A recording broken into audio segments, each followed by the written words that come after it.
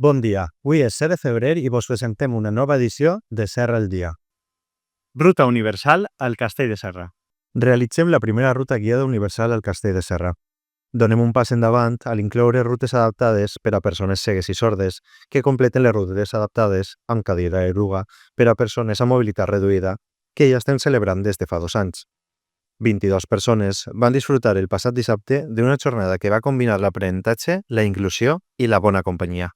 Manteniment i seguretat en zones arbrades. Hem dut a terme treballs de tala i poda en distints punts del municipi per garantir la seguretat de tot el veïnat i evitar possibles danys.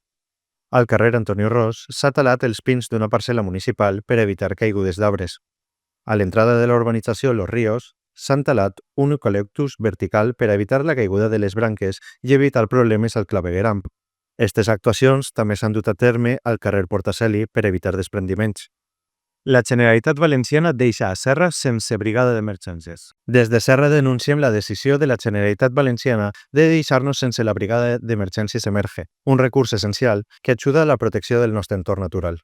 Durant els últims 3 anys, 15 persones han pogut treballar per a mantenir nets els barrancs i protegir els nostres boscos, ajudant a reduir el risc d'incendis. La seva retirada suposa una pèrdua important en la gestió dels riscos front a emergències. Continuarem treballant per revertir aquesta situació i assegurar que el nostre poble tingui els recursos necessaris per a protegir el seu entorn natural.